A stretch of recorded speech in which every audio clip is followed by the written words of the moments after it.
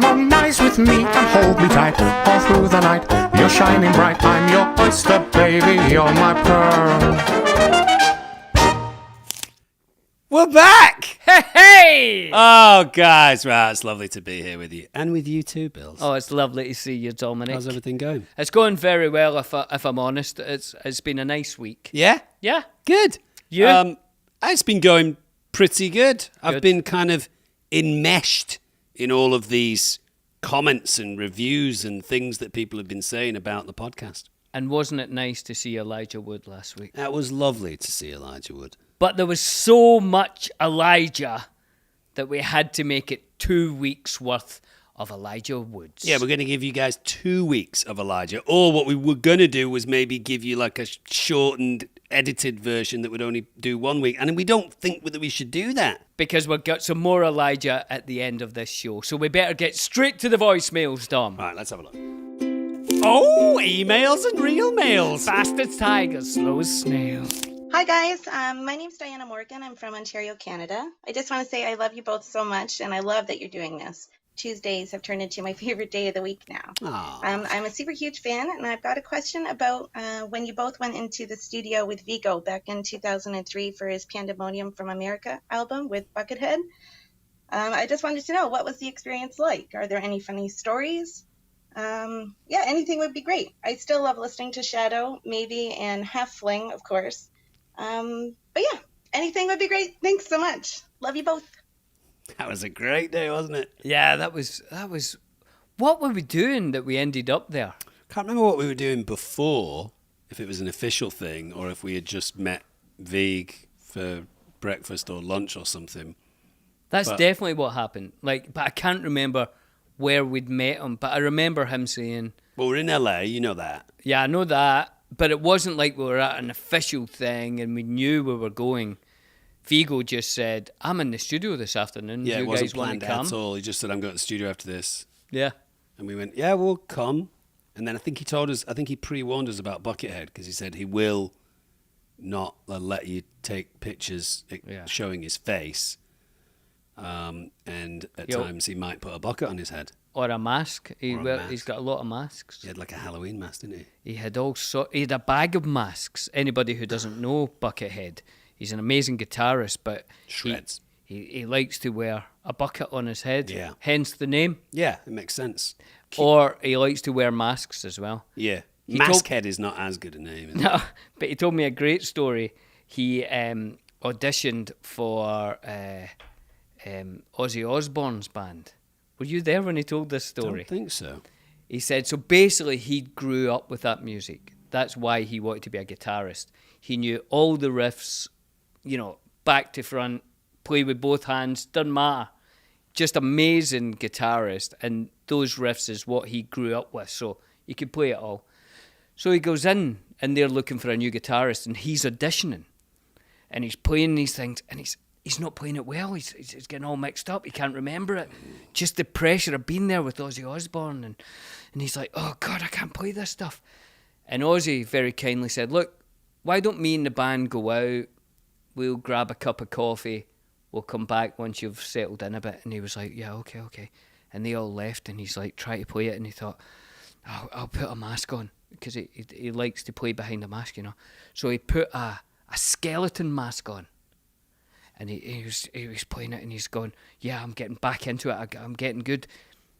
Door opens. Ozzy and the band all come back in. So he looks up, and obviously the first thing Ozzy sees is a skeleton. And he says, my God, man, how long have we been away? Brilliant. That's great. I love that. But wait, so that day in the studio, from my recollection, you, me, Elijah, Buckethead, Vigo. Vigo was playing us a few things. This is half finished. Yeah. Tried to work out this. And he had said to us guys, he was like, this needs a piano. This might need a little bit of guitar. Because he knew that we all kind of were able to, in somewhat, play. You being at a higher level than Elijah and I. And then I think we all just, at times, drifted in and out of the studio, didn't we? Elijah was sat on the piano tinkling around. He came back in. You played a few things on guitar and bass, is that right? I know that I'm credited wrong on that album. Oh, this is a disgrace.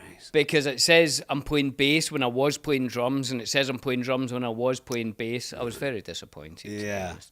But my favourite thing is the thing that you and Elijah did. The halfling, that's the one that she says she likes That's the great. most. That's really fun. So we went in there. Elijah and I used to do this kind of voice. Hello. That's it, yeah. Hi, Pitts. Hi. How are you?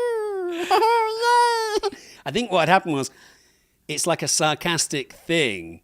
I have it with other friends now where if something bad happens, it's I say, oh, just enjoy it. Like someone said, I just fell down the stairs and cut my arm up. And I go, oh, just enjoy it. And Elijah and I had this thing where they would come over to us and say, sorry, guys, we're going to have to reattach your feet because they've come off and all this kind of stuff. And Elijah and I would both be like, no, it's so fun. And we were just messing about with those voices in the studio, weren't we? And it's kind of similar to this. I remember Vigo kind of nodding away, going, yeah, do that. And then they recorded as much stuff as they could. And then I think after we'd left, I think between him and Buckethead, they were like, oh, well, that piano piece that Billy did is great. And I like that drum and this guitar. And it kind of became a thing. And then, I don't know about you, but Vigo then drove to my house months later with 4 CD boxes, which must have been like 200 CDs. And he's like, here you go, this is for you. I was like, oh, thanks, mate. Yeah, I think they just arrived at my house one time. But Vigo's really kind that way. I remember one time he came to my house as well, I think to watch the Academy Awards one year. And he arrived with a box of books. He just thought, there's a box of books, 50 books. Yeah. You're like, yeah, thanks very much. Yeah, he did something like that with me one time where he opened up the boot of his car and just said, just take anything you want. And it was Did you take his spare wheel? It was just like shoes and books and records and CDs. And he was like, yeah, just take anything you want. I get the feeling that maybe he was taking it to Goodwill. And he was like, if you want it, I'm giving it away. Probably wasn't his car. Is that it for voicemails? We're done. Now, we do have some questions that people have written in. Should we talk about these questions now, Don? Do we have time for that? If you want to ask us a question, you can email us, thefriendshiponion@castmedia.com. Or you can leave a voicemail at www.speakpipe/thefriendshiponion. I think, did I miss a dot there? a .com. www.com. No. www. thefriendshiponion.com. No. Yeah, it is. Here we go. I'll do it again. Right. We'll cut this bit out. Maybe we won't. Or you can leave a voicemail for us at www.thefriendshiponion.com/thefriendshiponion.com. I'm just going to turn around. That's just the Friendship Onion 8 times. There's a thing about tubes or something. What is the voicemail one? We'll leave all the notes in the podcast notes. You can see it underneath. But you always get it right. It's 'cause you've something messed about me a up. tube. If you want to leave a voicemail, it's www.speakpipe/thefriendshiponion.com/speakpipe. I think it's speakpipe.com/the Friendship Onion. We've done it! Hey! Oh, that was easy. I've got hot flashes from that. Oh, this one's for Billy. Oh, what is it? Go on, Bill. Shall I read this so that you can answer it? Yeah. This question is for Billy. I would like to hear the story about your song, The Last Goodbye. Oh, it makes me cry. How did it come about? What was the inspiration? Really interesting, because when I first heard it, it was so overwhelming that I literally cried. Marina, I cried too when I've heard that song. Billy's voice. I'll tell you what. I'll tell you how it happened. I'll do it as quick as I can. They were using the song that I did in Return of the King, The Edge of Night. They wanted to use in the trailer for The Hobbit, Battle of the Five Armies. So they sent me a note about that, and I thought it was brilliant. I saw the trailer with the song on it, and I thought, what could be nicer? It links the 2 trilogies. Right. Lovely. I said, oh, please do. And then we got into a conversation. Who have you got to do the last song? We don't have anyone yet, because it was Neil Finn before, one of my favourite songwriters in the world. And I said, well, I'll do it. And that's quite unlike you. Very unlike me. It was only because it was in the conversation. And they said, well, yeah, we'll come down to New Zealand then. And I did. And then working mainly with Fran Walsh. And it took a while, because we kept going back and forward with different melodies and ideas. And And it was while I was in New Zealand, and it was just me from cast. And I would go to cafes that we would go to, and I'd go for walks, and I'd think, God, this really is you know, we always said there was so many goodbyes, and it did feel like this is the last one now. Sad. This is the end of it. Yeah, that's sad. Yeah, it was quite sad, and then we came up with that song, and that's how it came about. Also, It was, go on. so rather than being an end to that song, it did feel like, oh wow, this is the end of this Tolkien journey, this New Zealand telling of the story, you know. And instead of sharing that last goodbye with the rest of the cast, as we've done previously, you're now doing it on your own, walking around. Yeah. Wellington, it's probably raining. Do you know what I mean? Yeah, it was kind of weird. Cold. And Weren't you having problems with your gallbladder at that point? no? Was that no, that was later. Another time? Oh, yeah. Because I was thinking, walking around. Oh, the pain. Great song. Fantastic song and a fantastic Thank you. question. Thank We've you. got a lovely butter-related comment here. Would you like me to read this one Go out on, for you? from- It's from Eva. From Eva. Or Ava. As a child, whenever I got a tick on me, whenever she got a tick on her, I don't know if I've ever had a tick on me. Well, anyway, as a child, whenever Eva got a tick on her mum would blob a big lump of butter on it. She said it would suffocate the tick and make it let go. I don't remember if it ever worked, says Eva. I just remember several instances where I had to sit still and stare at a big lump of butter on my arm or leg. What a lovely butter-related statement there. There's a use for butter that I've never ever seen or heard. Would it work on my dog? Are you trying to suffocate your dog? No, if he got a tick, I mean. Roger that. Because I was going to say that'd be a lot of butter. Oh, it'd be a lot of butter. I mean, to cover a terrier. I think it's a solid because you can't breathe through butter, and I know we've all tried it, right? So I think the next time Bobby Johnson gets a tick, you should try it. Because the old way that you used to do it was with a cigarette. Have you seen that? You give the dog a cigarette? Yeah, you give the dog a pack of 20, and the ticks just fall off. No, you get a cigarette from someone who smokes, and you. But I think that's. Oh, but then surely that would get. It would get the dog.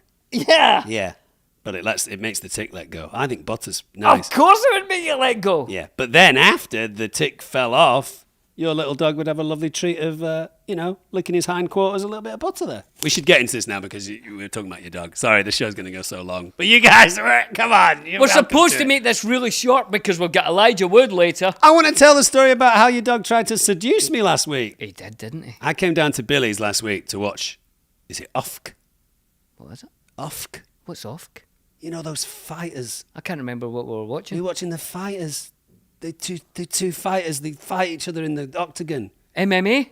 No, Ufk. UFC? UFC. Oh, that's what we were watching. That's right. Who came down to watch UFC, and I know your dog well. I've known him for a few years now. We've always been very friendly with each other. Sometimes he'll take a little nap with me. Fantastic. But he did something which you and your wife both said he very rarely does, if I've ever. never seen him do it. Has he not done it to you? No, He mounted me, he did. and then he climbed up my torso and my chest and ended up putting his top legs kind of on my clavicle and was looking kind of up and over my head. And I felt a kind of like, you're mine vibe. He was very, very close to your face, and he doesn't like to get close to people's face. To give you some idea of the size of my dog, he's not as big as, say, one of those vacuum cleaners that you would pull. He's smaller than that, right? Just to give you some idea. Yeah, good example. So he's Like standing. a big chicken or a small turkey. Yeah, exactly. Yeah. He's standing on Dom, very close to his face, and he never gets close to anyone's face. And I noticed him touch your face with his tongue. Yeah. And he's never done that before. Yeah. So both Billy and Billy's wife said, that's unusual. We don't know what's going on there. And then for the rest of the night, he was very close to me. And then you said the next day, your wife thought that maybe I might stay the night. We were sat up late chatting. So she put out some bedding. And then Bobby was sat on the bedding the next day as if to say, where's my mate? We're supposed to have a little sleep together. We were supposed to have a sleepover. Maybe next weekend you can tell him tonight. Let's hope so. Anyway, there's a butter-related question. And then a final little question here from someone. This is a lovely comment. It says, not redacted, which is strange. It says, this show is incredible. Also, your producer, John, is a fountain of knowledge when it comes to Middle-earth trivia. Now, Hornet's Nest, wide open. Because I think there was a little emoji at the end of that, was an ironic emoji, because John has really let us down. Yeah, he's sold us down the river. I mean, the first couple of weeks we said, John, will you deal with the quiz questions? He said, just leave them with me, he says. Which we did. And then he inaccurately had us tell someone that the ring is thrown into Barad-dûr and not Mount Doom. And at the time I remember us kind of going, but John was like, no, it's right, I've checked it. And then who tried to destroy the ring at the Council of Elrond? And he got that right, he said, Boromir. And it wasn't, it was Gimli, son of Cloyne. And then there was one more, I thought, which was a discrepancy. Oh, the pub in the Shire. It was just... So what we're doing this week, before we do any more quizzes, whether they are Lord of the Rings based or anything, we need to quiz John. Yes. So this week, before we bring in other guests, because we don't want to embarrass guests. No. The way that we embarrassed them before. We are bringing on John, the producer, and he is going to be quizzed this week. And no, you know something else? I've seen on the questions and comments, people are saying it'd be good if we had a little more music. So you know what I've done, Dom? Yeah. I've done some quiz music. Would you allow me to play Let's it? do it. I knew there was a reason why you brought your guitar with you. I brought a guitar. Come would on. You mind? You've got the voice of a lark. Just to make a bit more of the quiz, because I think it should be a Let's bigger do thing. it. Watch your headphones, Hold on. The voice of a lark and the finger dexterity of a young Jimi Hendrix. Now, Dom. Yeah. If we like this, you need to learn it and sing it with me next week. Maybe if we like it, we can loop it. I'm going to do it there. Ready? Okay, cool. Do you like that? The way it goes like that, Dom? It's quite rock and roll, isn't it? Do you know the answers? No. To the questions that we'll ask. Do you know the answers? Ring-a-ding-a-ding-ding-ding. Oh. Do you know the answers to the questions that we'll ask? Do you know the answers? Will you take the ring? It's time for I Will Take the Ring. We have decided to call the quiz, Will You Take the Ring to Mordor? So we have to ask the And we person. should get whoever's on the quiz to say, I will take the ring to Mordor. Oh, let's do that then. Let's do that. So, John, are you all mic'd up? I am here, and I will take the ring to Mordor. But do you know the way? Oh! Here we go, John! Who's doing the first question? How many will we do? Should we do Pretty nervous. I was up all night studying. Good. There's no prize or penalty depending on how the questions go. Should we do like 3 or 4 questions each? Yeah, 3 Have you got an easy one to kick off? Yes. I'll keep score. Go on. There are 4 hobbits in the Lord of the Rings that they go on the adventure, as you know. One of them is Sam. What is Sam's full name? Samwise Gamgee. He's done it! He's done it! That's a number! It's over, right? That's it. It was a No, one and done. No. John, don't be crazy. That's 1 out of 1. Okay, John. Now, I actually answered this earlier on. So, if you were listening to the podcast that we've just been doing today, the answer has already gone out there. So, we'll see if you're actually listening to us. What is the name of Gimli's father? Gimli the dwarf. Gimli the dwarf had a father. Quite a few times, a few characters in the film and the book say, Gimli, son of...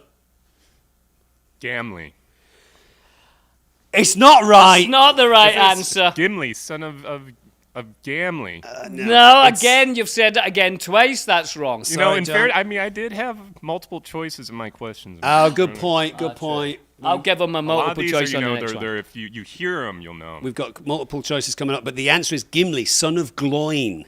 There you go. Well, here's a multiple choice then, and I'll give you a Pippin question. Your favourite character. After my very favourite character, after the adventure of the Lord of the Rings, Pippin and Merry return to the Shire. Pippin gets married. Does he marry Daisy Baggins, Goldilocks Gondor, Rosie Cotton, or Diamond of Longcleave? Does he marry Daisy Baggins, The tension. Goldilocks Gondor, Rosie Cotton, or Diamond of Longcleave? All right, I believe Samwise married Daisy. Don't get cocky, John. Well, you know, it's not the question we're So asking I'm you. going to go with Rosie Cotton. It's the wrong answer. It's Diamond of Longcleave, as everyone knows. 1 out of 3. I One wasn't out sure of they had 3, John. diamonds in Middle Earth. Here is your fourth question. All right, wait a little bit. Oh, I'll in the spirit of Merry and Pippin, here you go. Very, very easy, John. Here we go. What are Merry and Pippin's last names? Full names would be good. Yeah. Some So that's multiple choice. Well, you can't get multiple choice on that one, I'm That's afraid. Took Very good. and No one ever remembers my character.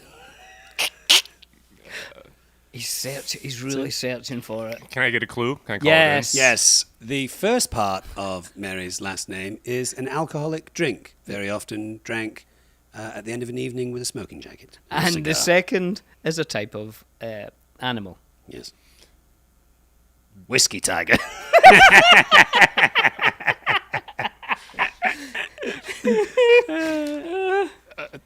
Tequila No. monkey. Steinmart. What? But I like it though. You went for a Steiner there. Yeah. No, it's Mary Haddock or Mary Brandy Buck. I should have known that. So Two- that's two 1 out out of- of 4. Or was it 1? Yeah, yeah. Or you 1 get out half of 4. a mark out of that. One and Yeah, a half I got out one of and a 4. half. 1.5 out of 4. Okay. Last couple of questions each, maybe, or 1. Yeah, let's do another 2. See if we can get up to 3. Come on. I'm feeling good. I'm feeling good. There are wizards in Middle Earth, Correct. also known as the Istari. There are blue, brown, grey, and white wizards. Gandalf begins the adventure of the Lord of the Rings as one colour and ends as another. Gray to white. No! It's done Dude, that should be 2 points for that. We'll those give you 2, answers. John. We'll give you 2. That's Hit 3, I hit the goal. 3.5. 3.5 out of 5 so far. I'll give you a little half I don't know how point you for got 2 70% points right right there. I don't know that. I can't believe you gave him that. I like John. I know like you John. don't. Well, no, you not the way you no, like him. not the way I do. John, I'll give you a choice here as to the subject of the question. Do you want a question about hobbits, or do you want a question about the ring? I'll do the ring. It's a simple question. It's a simple question. All right. Is it square? Here we go, John, for all the marbles and possibly a ring. Who made the ring? Multiple choice.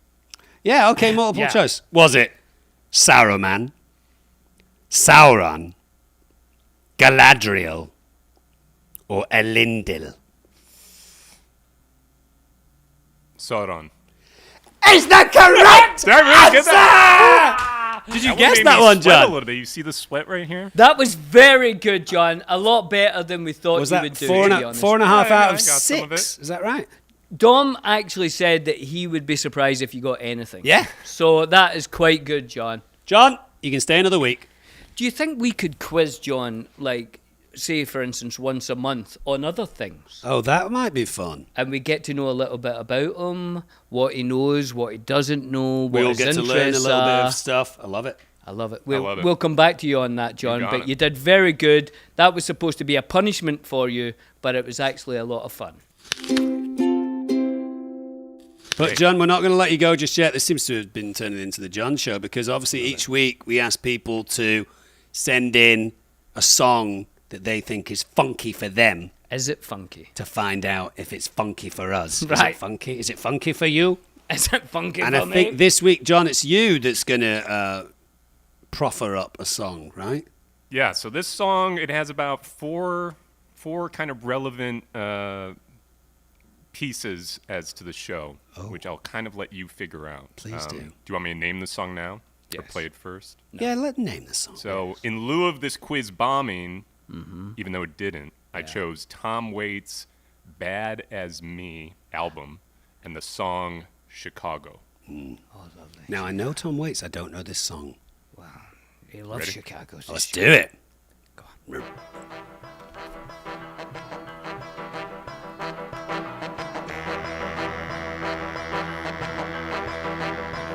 This is our planet here, but it won't grow. We won't have to say goodbye if we all go. Woo! Well, that was an adventure. That I song. mean, it's certainly funky. How do you feel about not York, although we'll talk about that later, but Tom Waits as an artist? I love him. Fantastic, isn't he? Yeah, I think he's very brilliant and honest. And you know, whenever I'm in the studio recording, With him? no, with myself or with the band Bee Cake, whenever we think, have we been too weird putting this noise on, we'll always go, let's listen to Tom. Yeah, yeah. And you're like, listen to how weird that is. Yeah. I think we can, hit a dog with a tree For sure. and that'll be okay. And his voice over the years has gone from, quite a melodious, lovely molasses type voice to now. I think melodious means... Is that wrong? Yeah, I think that means a very stenchy fish. Oh, so what was the word I was looking for? A voice with melody. Is there A voice- melodious. It seems as though it should be It does, right. doesn't it? I make up my own words sometimes. I think that's good. Shakespeare did that as well. You and Shakespeare are very similar. It's true, actually. Brilliant. That was funky for me. I'm going to say, on a scale of Brahms to Prince, I'm going to say that's the Rolling Stones. Very good. I would say, John, that was very good. You absolutely, you won our respect in the quiz, and then you've only just upped that respect with that song. It was wonderful, and I'll put that up there with the specials. Oh, that's funky. That is funky. He's my brother's favourite artist, Tom Waits. And I think he's a good actor. Brilliant Done some actor. great performances and a chameleon as well. He's great. Hey, Tom, I think it's time that we go back and finish off our little chat with Elijah Wood. I don't see why not, because you're interesting, but you're more interesting when Elijah's around. I hear you, Tom. So why don't we do that? But, guys, if you want to get in touch with us, remember you can email us, thefriendshiponion@castmedia.com. That's cast with a K. You can send us a voice note. Yes, please send us a voice note to, what is it again? www.speakpipe.com .com. /The Friendship Onion. And also, Billy and I have been asking you for a long time now.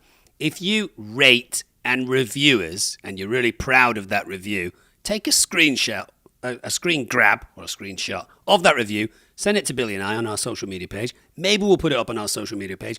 Maybe we'll read it out on the show next Yeah, week. there's some really nice reviews and like interesting reviews as well. So, and I know we haven't been very good at explaining how you do it, but once you write the review, take a screenshot of it, stick it on your Instagram and tag us in it, and then we'll re-throw it back up, or we'll read some out on here. I don't know how you do it on Spotify, but I'm sure it's there. But I think it's easier to leave reviews on the Apple podcast section. There was a lovely review this week that said, I think Dominic Monaghan is the most handsome man in the world. And I thought, yeah, thanks, Mum. I left that one, actually. Ah, Bills, thanks. Don't worry about it. Guys, we're going back to Elijah Wood, and we'll see you all next week. Bye. Toodles. Lige, do you want to read this question from Nick M. in Nova Scotia? Nova Scotia, Canada. Were any of you aware, or had you seen Peter Jackson's horror films upon or prior to being cast? Dead Alive, Basket Case. No, that would be. He didn't make Basket Case. He made. Idiot. Brain Dead. Dead Alive is Brain Dead. So Oh, Brain right. Dead. Bad Taste. Bad Taste. So I Bad think he's thinking of Taste. Bad Taste. Yes. Frighteners. Did you wonder how he'd approach Lord of the Rings with that type of background? Have you seen those films? What did you think? I had seen The Frighteners and Heavenly Creatures. Same. And I think I watched Brain Dead in New Zealand. And what's the puppet film? Meet the Meet the Feebles. Feebles. Feebles. Fucking brilliant. Brilliant. So yeah, but prior it was The Frighteners and Heavenly Creatures, and based on those two things, I remember very distinctly hearing about the announcement that the movies were being made, which was probably 1997 that they actually announced that he was embarking on the journey, and it took that time to get it all up and running. And I remember thinking, oh man, that makes so much sense because of the mixture of fantasy and human drama storytelling in Heavenly Creatures specifically. Mm-hmm. I thought, oh, that's so perfect. Because that is there is a world, a fantasy world that's present in those characters' minds that they sort of live and exist in. Yeah. That was so beautifully realized. That Mario Lanza world. Yeah. Mm-hmm. Yeah. But then also the sort of pathos and the human drama of it was so real and grounded. I just remember thinking about him and going, oh man, I love that film. What he'll do with Lord of the Rings makes sense. How I thought that. Ooh. Yeah. What about you? Yeah, I'd saw most of them actually, and the one that sticks in my mind, I'm slightly older than you guys, and when I was growing up, and video recorders came out, VHS, and you had to go and rent a movie. Yeah. And the local store would have a few, and there was only about 4 or 5 movies, and for some reason, Bad Taste was one of them. Oh wow. It was Bad Taste, The Warriors, Wow. The Wild Bunch, and I think that basically all the movies that this store had. What a trio. So you would basically take one out, every week. So for some reason, and I don't know why, that was one of the VHS movies that was, in circulation. Because That's wild. excuse me, don't know why. the video cover of Bad Taste had a very iconic cover. It was the alien Yeah, that's giving right. the middle finger. That's right. It kind of scared me when I was a kid. I was just like, whoa, that The looks... box art, yeah. Yeah, that looks a little crazy. I watched Heavenly Creatures once I got to New Zealand. I'd seen The Frighteners, didn't know it was Pete Jackson. Watched Meet the Feebles when I was in New Zealand. Oh, yeah. And I was a little bit in the same headspace as you. I was like, right, okay, so a Frankenstein of all of those three I can make sense of, and especially Heavenly Creatures. Yeah. I was like, wow, there's some real gravitas to it all, a grandness, Have you guys seen the new Kate Winslet detective thing on HBO? Mayor of Easttown. Mayor of Easttown. I haven't seen it yet. It's great. That's what I've heard, yeah. She's great. She's incredible. She just has that magic thing with great actors where you never see the acting. She's just being, Yeah. She really is. And brilliant. Melanie Linsky, too. Yeah. Oh, my God. Yeah. I mean, both of them, I think it was their first feature film. Melanie, I think, had never acted in anything. Wow, is that right? Because she was local. Melanie's from New Zealand. You worked with her on another project, right? Yeah, I've worked with her twice. I worked with her on an animated show called Beyond Over the Garden Wall. Right. And then we made a movie together called I Don't Feel at Home in This World Anymore. Which is Right. brilliant. She's amazing. I love that film. Oh, cool. Do you know where I saw that? I Where? saw that in Pete Jackson's house. Did you? Yeah. That's crazy. They'd watched it the night before, him and Fran. Aw. And we were looking for a movie to watch and said, oh, let's watch Elijah's movie. It's great. Aw. And I loved it. Your Oh, performance of that is brilliant. Yeah, it's Cheers, great. Thank you. So wonderful. And Both it's of you. lovely. It's constantly Brilliant. put up in the Netflix kind of critics picks. Uh-huh. Like when they do that little section, that movie's in there. Oh, that's lovely. Yeah, that's really great. cool. Guys. Yes. Should we listen to voicemails from people around the planet telling Wait, you us, get voicemails Yeah. from people around the planet? Yeah. Oh, yeah. It's like technology we use. If you want to leave a voicemail, you can do that at www.speakpipe.com/The Friendship Onion.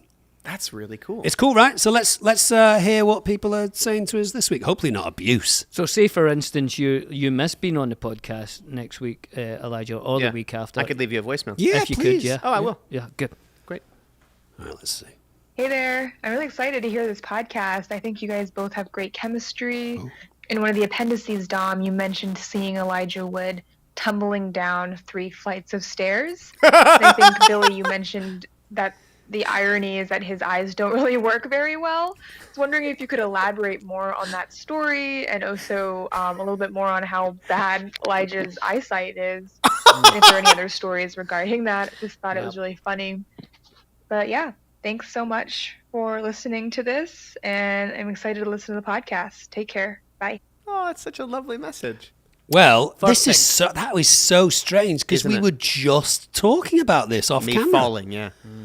I seem to recall we were in Camperdown Studios, or it might have been Stone Street. I think it was Stone Street. I can't remember what we were doing, but you were in front of me, and you were looking over your shoulder, talking to me, and you kind of just missed a step and tumbled a little bit, but trying to regain your footing down those stairs, and we were laughing, and I was like, "Oh, are you okay, Elijah?" And you were like, "Yeah, I'm okay," and you kind of like bounced up, and then as we turned the corner to the next set of stairs, you either did it on purpose or it happened again, and you jumped up like a cat.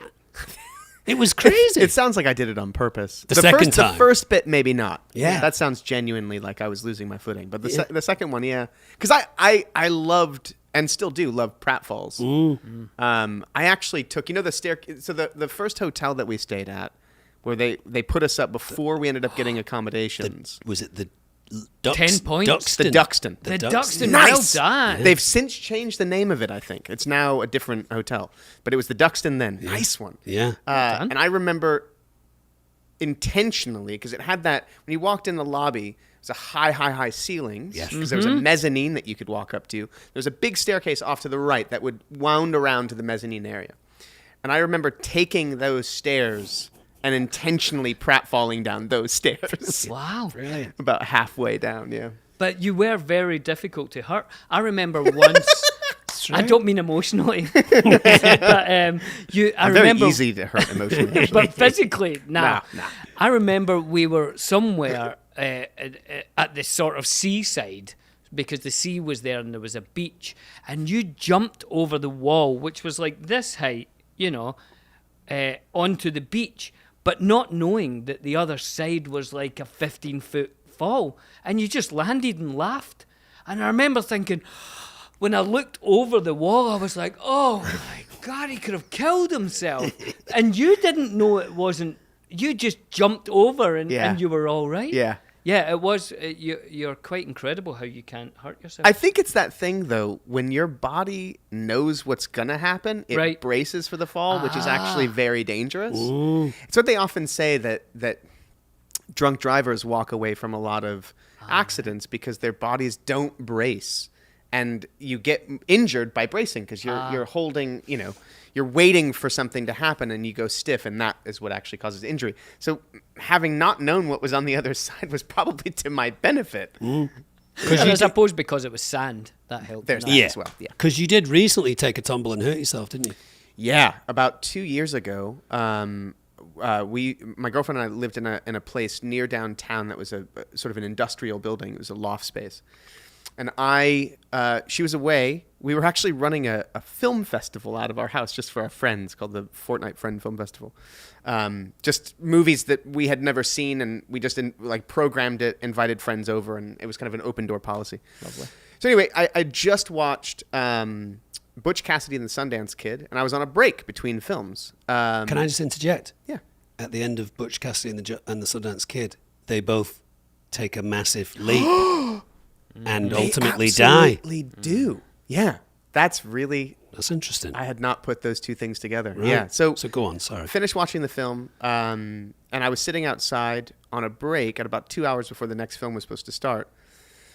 And I thought, I haven't changed the air filters in the AC units in quite some time. Random. I'll just use this time. So I climbed up to the roof, and the property had... or has a sort of corrugated plastic roof material over some plants that lets sunlight through. And I just hadn't been up there in a long time. And instead of walking along the roof line that was solid roofing, I walked in a diagonal and crossed over that corrugated plastic, which of course didn't hold my weight, instantly fell through. So I stepped over, fell through to concrete below, about 15 feet. When you say concrete, you mean another floor? No, it was the ground. Oh. It was a concrete floor, yeah. Wow. And I had a small hip fracture, dislocated my left hand from my wrist, broke a small bone in my left hand, which is actually miraculous considering the length that I fell. I mean, if I'd fallen wrong, if I'd hit my head, you know. Did you make enough noise that people at the film festival knew that something had happened to you? Nobody was there. So were you like, help? I was alone, so it was a wild series of events. Fell, knew I would, like, you know, as soon as I felt the plastic from underneath me buckle, I thought, okay, that's it. You know, your brain immediately goes, I'm falling. So that happened, and then I fell, landed, and immediate took stock, kind of. How am I doing? Okay, Right. all right. Up, Ow. my left hand is dislocated, and like it was like out here. So I was like, oh, I can't move that. That's not good. Gonna need help for that. I need to call 911. I need to go to the hospital. This is obviously not something I'm gonna walk away from. So I had my phone in my pocket that I'd fallen on, but managed to not destroy my phone. Called 911. I then had a cigarette. Nice. In a kind of, I was in shock, Yeah. clearly in shock. I didn't feel any pain yet. Right. So I had a cigarette kind of like calm my nerves down because my adrenaline was really going. Sure. I then called my girlfriend and tried to sound as extremely as calm as I possibly could so as not to scare her. Yeah. And of course, I didn't sound as calm as I thought I did. Yeah. And I stayed on the line with her until I got outside and saw the ambulance so I could tell her where we were heading, what hospital. So were you kind of hopping because you fractured your hip? I was kind of limping. Yeah. The hip fracture, I could even hear like a little clicking in my hip because I'd actually dislocated part of my thigh muscle from my hip that had to be reattached in surgery. But the real pain, it is, our bodies are so resilient. I don't know if you've had any extensive injuries like that, but like when you break a bone and you have that kind of injury, your body goes into self-preservation mode and you legitimately don't feel anything. Yeah. Massive amount of endorphins. For a and while. adrenaline, right? And then it started to kick in when I got to the hospital. They gave me fentanyl once I got into the ambulance, which scared me because, you know, there's obviously a fair amount of deaths associated with abuse of fentanyl. And they're like, no, we have a medical grade fentanyl. We know the dosage. I'm like, okay, great. But once I got to the hospital, it started to come on, the pain. By the time that my girlfriend had gotten there, actually, it just started rising, and that was intense. Then they had to reset my left wrist to my left hand to my wrist. And in order to do that, they said, we're going to give you ketamine. And we're going to give you a fair amount of ketamine that will disassociate you from the moment. You won't be aware of what's happening, but you will be awake. I thought, okay. And they gave me the ketamine, and that sent me into this, like, it was such a trip, man. I don't know if you've ever had ketamine. A K-hole. It is like a slightly different dimension of what you're in now currently. Yeah. It felt a little scary, slightly. I remember feeling it was like a little dystopian, a little creepy. I remember I literally said, it's like I'm in a Jodorowsky film. It was scary. Yeah. Anyway. Wow. And did you change the filters? Didn't make it to the filters, no. I think I actually fell with one of the filters in my hand. Probably saved you. Yeah. Put it under your hip. There you go. And then what was the other thing? Oh, it was about Elijah's eyesight. Your eyes, you wear contact lenses. I do today, wear contact but lenses. your eyes are quite bad, aren't they? Yeah, and they're probably worse now than they were then. But yeah, I can't see anything. I'm nearsighted, so. I remember being astounded in New Zealand when you told me that you didn't change your contact lenses. You just back kept then them I in. didn't. Yeah, back then I wore lenses. I would wear them a month at a time. And that was at a time where you weren't supposed to, right? Yeah. Was it just the mornings were hard? Would you just like... My eyes became so resilient. I remember the very first time I slept in them, I was probably 10 or 11 years of age, and it was impossibly painful. I accidentally slept in them, woke up, and my eyes were sort of welded shut, and it was extremely, extremely painful. But then after that, my eyes just were so resilient. That's and I would wear them, brilliant. a month at a time, and then change them out. Couldn't believe it. Now I take them out every night, and I wear dailies, so I don't have to clean them, and I don't have to deal with solution. I just pop them in, throw them away at night. But the irony is now there are types of contact lenses that you can wear for a month at a time. But Sure. back then there weren't. You could Well, wear. you got to clean them and all that, don't you? Is that you just kept them in? I never just slept in never- them, and then never you'd have cleaned like them. 10 minutes of. Yeah, just like a little crustiness in the morning, and away we go. Crazy. Yeah. The only thing about the ones that you throw away, apparently in the ocean now, a lot of fish are wearing them. They don't need them. right? Because I was going to say, if it was a fish that's long-sighted, That's great. fantastic opportunity Three or for a four new times. life. 3 or 4 times out of I 100. can see. Oh, you guys, this is Is brilliant. that a shark? And it can get out the way. I can see the plankton. I can read the newspaper without needing to... Hard with fins. Billy and Dom eat the world. Guys, we're going to run out of time here. Come on, we're going to have to let's invite get you back, through it. Lige. I but- gotta come back. Yeah, you got to come back. Well, so, Shall should we do it? Should we eat the We world? have a thing, right? As you probably know. Bill and Dom eat the world, where we eat things from different places in the world Yeah. that they might be known for a certain type of food. Let's eat the world. Let's do that. I'd actually done a little song for this. Oh, go on. John, Hold are you on. coming in with Eat the World? Oh, our illustrious producer, John, is coming in with napkins and forks and stuff. So we can do if someone wants to slap some drum and bass on this, maybe sample it. I can't really, Add a I beat. can't base thing. But Not I'll- you. I no. mean the people back home when they Oh, listen right, to this. okay. It's a half-finished song. Right, let's hear it. Sometimes it's a waffle. One time it's a plum. Eating the world, eating the world, eating the world with Billy and Dom and Elijah. Hey! We'll put Elijah in parentheses there. That's Oh, great. that was very good. You know, very good. put some BPMs on there, maybe a cymbal. Beats and cats, boots and cats. Right, Elijah, do you want to be do the honours? Sure. As they say. What have we got here, Il- ladies and il- gentlemen? Elijah's girlfriend, Ooh. who he has a child with, is from Denmark. Wonderful country. And I have been informed that in Denmark, one of their traditional dishes is It's a thing called. pickled herring. We can and we a can type of translate for you. A pickled herring, you say? Oh, a it's- pickled herring. Ah, we got plates here Look and at bowls. this. There you Oh, go. I was so Bowls, excited bowls. there. And a napkin. I don't think it's something that should be served in a bowl. No, it shouldn't. It Billy, should be more of a throw this saucer. at you. Thank you, sir. Oh, it's strong. Oh, I tell you what, there's a scent to a pickled herring. There is it. There's a Is there a strong- bowl? Billy, give us a bowl. There's three. Hey. You've got three of them. Oh, God, you threw them over. No, you didn't. Ready? Yeah. It's coming like a frisbee. Yeah. Thank you. And there's one for Elijah. Yeah, I'll take the top. Oh, I love that. Thank you, Elijah. Welcome. Thank you. Now what? Apologies. And Here he comes. Apology Here comes accepted. Elijah for Jordan the Wood. fishiness that I will leave behind. This is the kind of thing you So- wouldn't bring on a flight, is it? No. So, pickled herring is not necessarily specific to Denmark. Very Scandinavian, though. Scandinavian. But this is sort of an approximation of smørbrød, Smarbro. Oh, which very good. is essentially, Oh. I think actually the smør means buttered, I believe, bread, and bro, it's very difficult to pronounce Danish, is bread. So it's anything atop smørbrød. Bro? bread.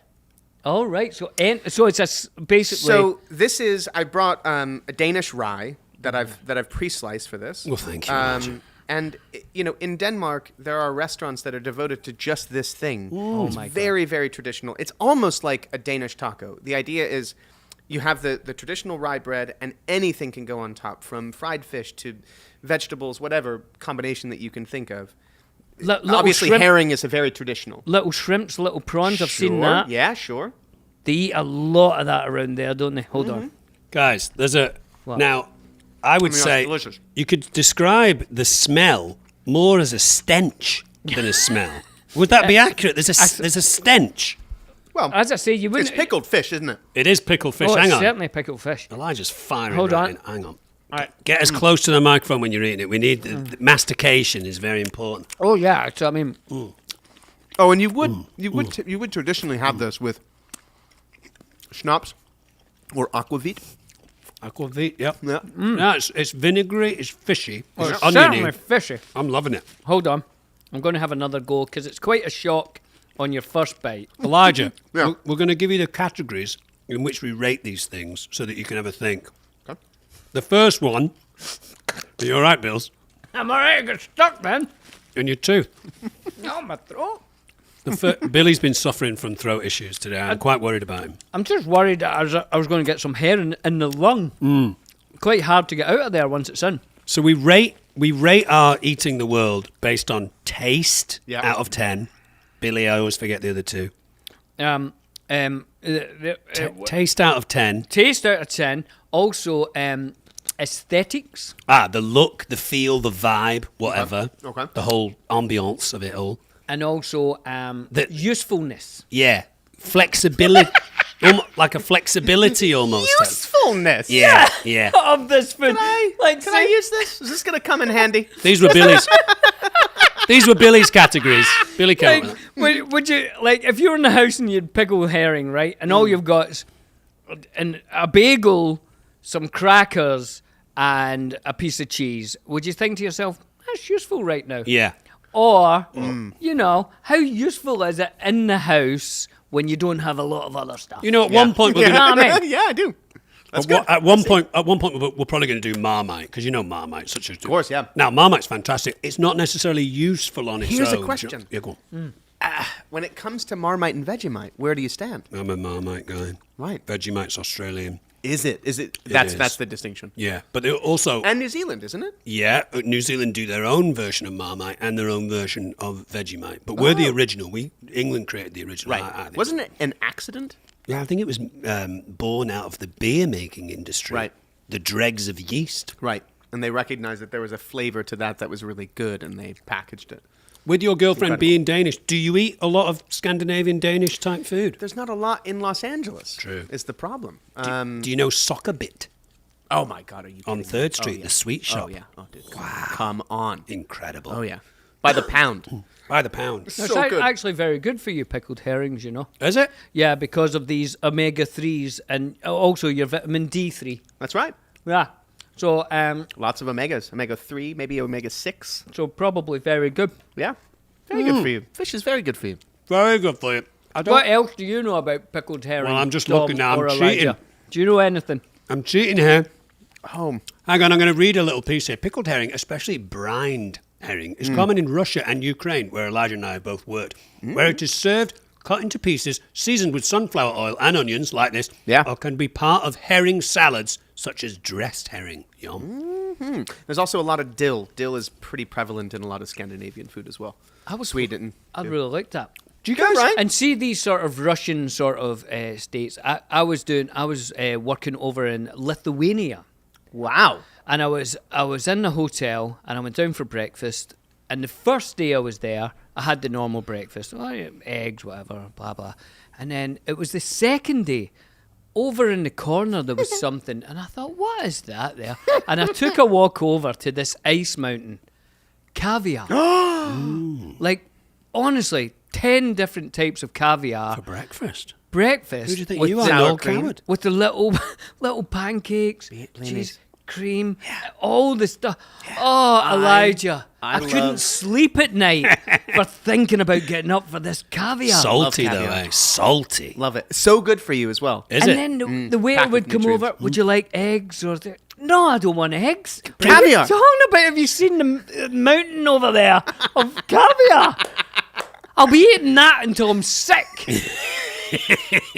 And it was fantastic.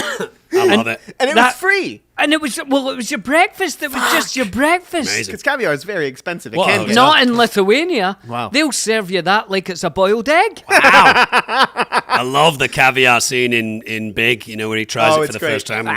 Oh, it's great. Back to the pickled herrings. We got to give it marks out of 30, so there's, separated there's into a 3 10 sections. and 10 and 10. I got it. Do you want me to go first to give you an idea Yeah. of how we go about this? Yeah, go. You can do decimal points.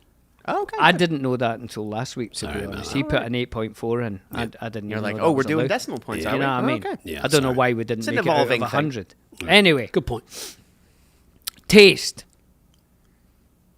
I'm giving it an 8.2. Nice. Because it's high in taste, it's delicious, but it's a shock the first time you bite into it. Yeah. So that took off a point straight away. Yeah. You've got to be ready for it. Maybe the stench Yeah. is what helps you get ready for that. I like the flavour. shock. I find it quite refreshing, the shock. Do I was you? like, oh, bow. I was like, oh, I didn't expect it to be that strong. Right. Check the sell-by date. Yeah. I thought, Yeah. but I carried on. Yeah. For looks, I'm not going to give it a high on looks, other than I like how dense it is. Yeah. The denseness is good. So I'm only going to give that a 6.2. And for usefulness, It's not that It's useful. not. I'm not going to put it on a pizza. No. No. No. You know what I It's mean? not very versatile. It's not versatile. You No. either You're not going to stir it into soup. No. you eat it with that hard brown bread, Yeah. which is the only other flavour that will go with it. Yeah. So I'm going to have to give it a 3.6 in Okay. versatility. Fair enough. Lige? All right. I'd say a 9 for flavor. It's Oh, you superb like for it. flavour. Love it. Tasty. I love it. I love all things pickled, though. I love Oh. briny, pickly things. Same. Sweet and otherwise. What's the next one? Appearance. Appearance. I mean, it's not the most aesthetically beautiful food. No, it's the bastard child of pickled fish. I'd say a 7. Maybe a 7. Giving it a sip. I mean, 'cause kind. think of some Japanese food that you may have had. Sure. Some sushi. I mean, they've taken the same fish at some point. I will say, and they've made it look pretty. it's true. I will say a proper smarbro, if you were to get it in a restaurant, might be more beautiful. I like than the way what we you just say ate. that. Smarbro. Smarbro. Yeah. I'm getting better at it. And 7. then usefulness. I gotta go low on usefulness. Yeah. Usefulness is a difficult one, but pretty we're low. keeping it. Yeah, we'll keep it. I It's- think here's the thing that makes it more useful. Okay. Is that you can you don't have to cook it. The preparation is that you right out of the jar. You can eat it. So you can have it I on a feel car like it's- journey. I feel like it's more useful than maybe You can have it in your glove. 5? Bear with me. A 4.7. Right. usefulness? 4.7. That's up there, 4.7. almost halfway useful. Yeah. From what Lige is saying there, potentially, and bear with me for a second. It's 1 o'clock. Bear with me for a second. You could put a jar of pickled herring in your glove box, and then while you're driving, you could ask the passenger to pass it over to you and hopefully open it for you so you don't have to do it yourself. And then as you're driving down the motorway, you could just Drink drink juice. it and then open it. Get a big bit in there. Do you remember, speaking of, this reminds me of pickled onions.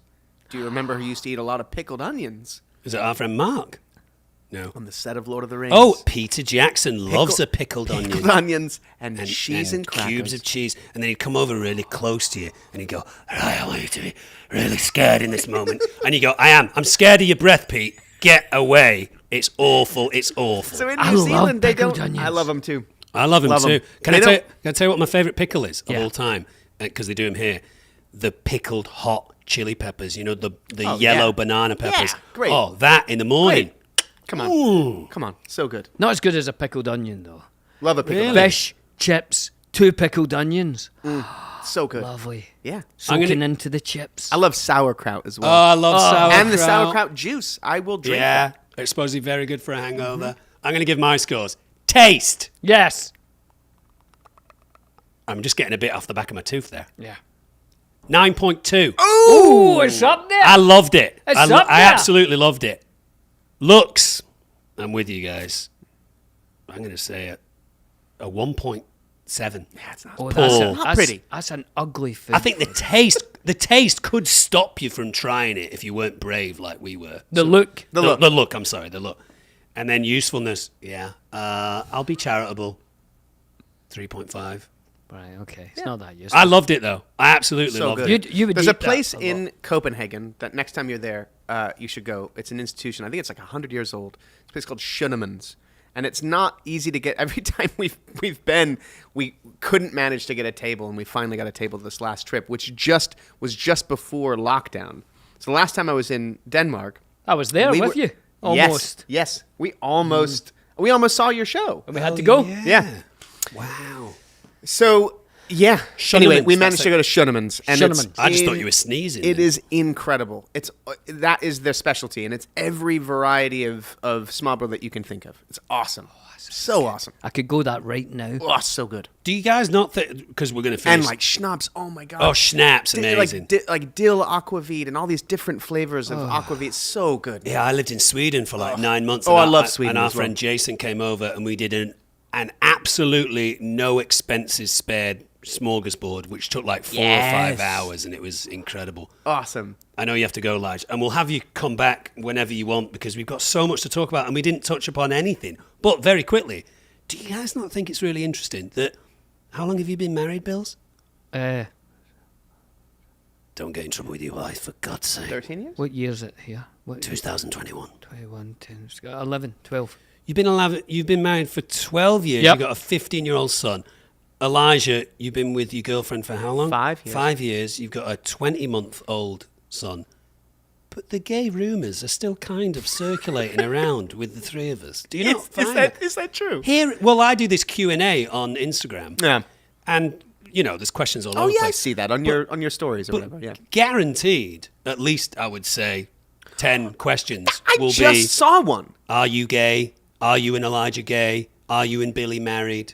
Your answer is actually was Billy's- really sweet. Your answer was, well, considering the fact that, both Bill and Elijah are fathers and,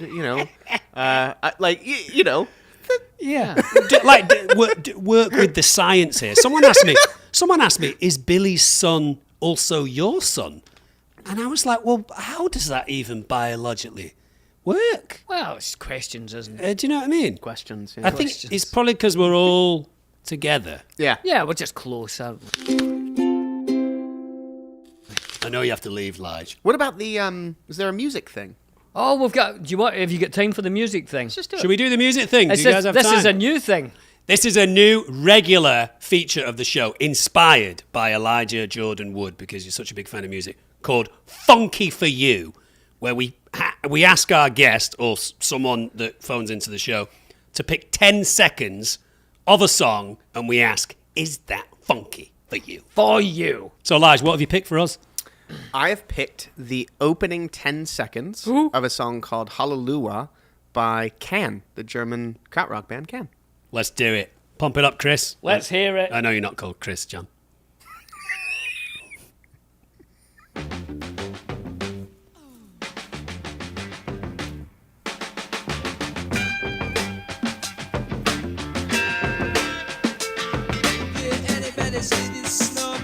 All right, that's past 10 seconds.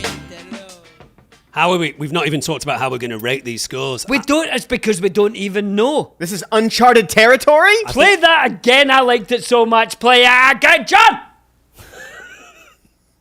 There we go.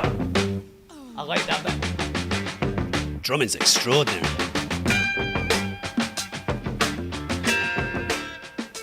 It's an 18-minute song. Get the heck out of 18 town. minutes. we only There's get a 10 single edit on 45. That's just under 4 minutes, and that's I've DJ'd with that. It's so great because it just condenses the best bits into like a little less than 4 minutes. But yeah, Okay. it's an Wow. 18-minute song. It's so good. I think I had suggested to you that maybe we rate it, the funk-basedness of it, on Brahms at the lower level of funk, because we all know that Brahms was an extraordinary musician, but I don't think anyone would describe him as a funky music maker. Nah. And at the very top, did we say Prince? Well, Prince is funky. Prince is the funk, and we can go anything in between. That's For me, I enjoyed that very much. I loved As it the too. start of a song, which is very important. So I'm glad that you took the start of a song, Yeah. Elijah. And that really drew me in. As you say, the drumming, tight snare. tight. Tight! And then when that came in, I liked it. I liked it a lot. I'm going to say that was very funky. Yeah, but do we want to mention a musician based on the rate of the funk? I mean, it's up there. That's with James Brown, that is. That's James Brown That's funk. James Brown funky. Wow, that's really getting up there funky. I was going to say early Jimi Hendrix funk. Okay. Oh, nice. Funky, Yeah. but there's a little bit of room to go. Yeah. Lige? I would put this in the early Parliament funkadelic funk. That's a deep cut. I know. That's a deep cut. He's went Like, funkadelic. there's an funkadelic. I Wow. would say. I love it. Yeah, early funkadelic. It's where made it's- me want to listen to the rest of it. Same. So that's good, I think. Yeah. Yeah. It's a real hook. Those drums are insane. Amazing. Anyone out there, if you want to suggest 10 seconds of music to us, get in touch on our voicemail, or you can email us, thefriendshiponion@castmedia.com. That's cast with a K. And it's fun. This notion of 10 seconds is so rad too, because there are bits in songs Excuse me. that otherwise aren't funky, but it breaks down into something funky. Yes. For instance, at the end of Optimistic, before it goes into Tree Fingers. Is that what it is? Yeah. There's a little breakdown, like a boom, doom, doom, doom, doom, doom, doom. It goes funky for like 10 seconds, Right. and then it goes into another thing. And just to clarify for anyone out there that wants to play along was with this- Radiohead, by the way. Radiohead. Just to clarify for anyone out there that wants to play along with this, it doesn't necessarily just need to be funk. Of course, James Brown is funky and Prince is funky and Parliament are funky, but Radiohead can be funky. Exactly. The Beatles can be funky. Macy Gray can be funky. There's a whole bunch of things that make you jump up and dance. Oh and man, get I funky. mean the opening of speaking of the Beatles, Sgt. Pepper's. Sgt. Pepper Reprise. The Reprise. Oh, We used to DJ a that. monster. We used A to DJ that. monster. Yeah, that is a smash. Ooh. Well, I remember talking to you People guys. are like, Ringo is fuck off. Yeah, he's an amazing Ringo's drummer. incredible. Oh, amazing. Remember we had talked about in New Helter Zealand? Skelter too. Fuck. The break, I think it's the middle 8 type vibe break in Pump Up the Volume by Mars. There's a funky break in that, which is just incredible. Oh, I can't recall it, but yeah. Watchman! Watchman! Do it! Oh yeah. There you go.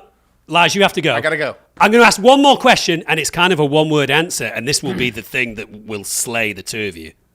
You ready? Mm-hmm. You have to pick. You're on a desert island, and you have to pick the entire back catalogue of either one of these 3 bands or musicians. Prince, David Bowie, or Radiohead. Who are you going to pick? And this will end the show. I know. That's really hard. I know. Prince. Really? Yeah. And it's I mean, it goes without saying, like Radiohead or It's a tough call. I would go David Bowie. And I don't think we need to explain ourselves. Let's No. just leave it like that. Prince. Lige, will you come back? I would love to. We did. Yeah, I feel like we've we- barely scratched the surface. We scrolled through So many probably stories to less tell. than a third of the show. And I wanted to is ask that your series of notes? I wanted to ask you about being famous. Us being. What does that mean? Well, I just the fact that the 3 of us have been famous for more than half of our life. So the idea of being famous to us is so kind of it's just who we are type thing. I wanted to swim through those murky depths, but we didn't get there. We will. We'll get there. We did the Bowie Prince thing. Mm-hmm. I wanted to talk about. Are those jelly beans on your Where? socks? They are. Look at that. Thank you. Jelly bean socks. Oh, I have one more thing. Yeah. I have to tell you this. All right. Otherwise, my parents will kill me. At one point, you had this is years ago. You had posted on Facebook. So sad to be leaving Austin. I look forward to being back there soon. And my dad, whose name is Austin, had written to you on that same feed and said, "Oh, Elijah, I didn't know that you cared." And you didn't write back, which is fine because you didn't see it. It is, I think, my dad's favorite joke of all time. That's a great joke. And he said, "Can you please ask Elijah if it resonated?" And I said to my dad this morning, "I don't even think Elijah saw it." So No, because if I had, I think You I would would have written back? absolutely written back. so sad to be leaving Austin. Talking about my favourite jokes ever, another question I was going to ask you, but we'll get around to it next time, is will you wear wigs? Oh, we I should, have done, and will again. we'll break that down at another point. Oh, soon. Lige, it's been great to see you. This has been so good, you guys. Wonderful. So fun. We'll see you for next having me. week, guys. Goodbye from the Friendship Onion.